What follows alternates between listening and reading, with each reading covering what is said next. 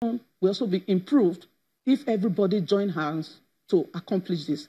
And another thing I also want to say is that we have had a situation where people feel that family planning is a women's affair.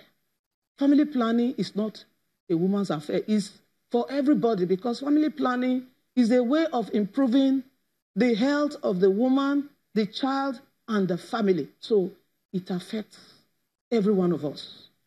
And also, there is need for the youth to be involved, because we can see what is happening today. So if the youths are involved, which I also saw in Kigali, youths being given a voice so that they will know how to handle these issues when they arise. Thank you very much. Okay, Mr. Adebusoi, that thing about understanding the role of everybody. Nigeria's delegation was one of the largest at that conference. Would you say that lessons were picked up enough that will be implemented, especially considering the fact that in Nigeria, about 60% of the family planning services are rendered by the private sector? Yes, and in fact, it's actually very instructive that we had a large youthful delegation. That was one very interesting point. The youth was actually very vibrant. And another interesting point at the conference is that two Nigerians, Professor Ladapo and Chief Mrs. Delano, were actually honored, given excellence awards for all the work they had been doing. These are globally recognized awards for the work they had been doing in sexual and reproductive health, right? So I think Nigeria has something to be proud about, but there's a lot that needs to be done. And the idea of getting all stakeholders on board now more than ever before is critical. Because, I mean, like you mentioned, when you compare the UK, for instance, and Nigeria, I mean, my stepmom, who's a prof of demography and has been tracking this over decades, mentioned that at independence in 1960, Nigeria had, 45 million population, and the UK had just 52 million. But that this year, UK just has 66 million population, and we have ×3 of that, 198 million and counting. So obviously we're sitting on a huge time bomb.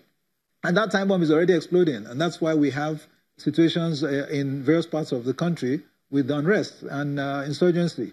Because one of the things that came up at the conference was that from evidence in different countries, it's shown that once you have a very youthful population below 18 as a median age, you're going to have 50% more probability of having intermittent political strife.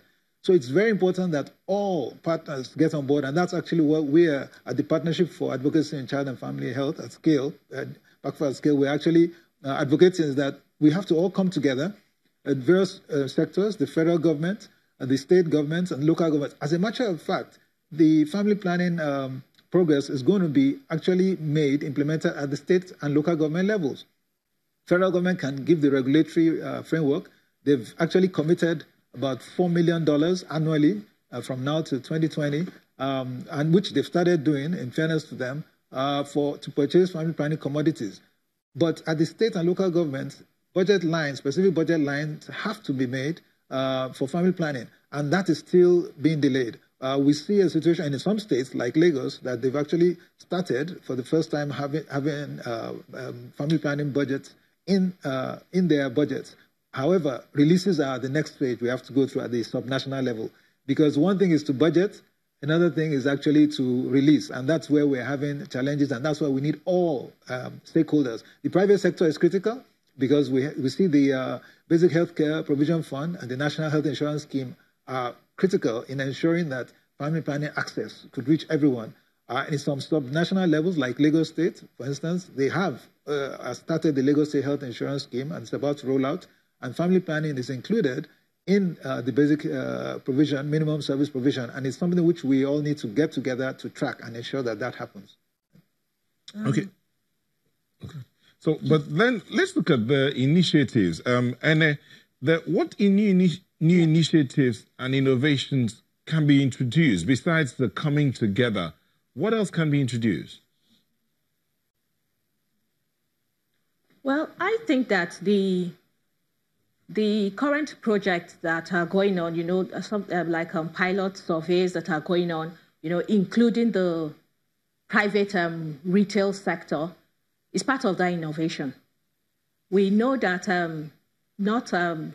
before now, that the private pharmaceutical sector, comprising of the community pharmacies and the patent and proprietary medicine vendors, PPMVs, were not really involved in providing family planning services. They were limited to a few, you know, family planning, FP commodities and services. But there are projects right now that the Pharmacist Council is involved in, and these projects will, you know, translate into increase in providing these family planning services and increasing access to commodities and services in the communities. Why? Because the CPs, the community pharmacies, and the PPMVs are the first port of call in the community, especially for the ill. And so if we integrate family planning services into these premises that are located in the community, then women, adults, men, they can have access to family planning services, information, whatever, then to make their choice. Currently, we are working with some development partners, training a couple of community pharmacies, training a couple of vendors, you know, to see how successful will this be. And so going forward, when the results of these surveys are out, we know that it will be part of the innovative practices that will bring into increasing access to family planning, commodities, and services in Nigeria. We'll come back to continue the conversation. Join us again.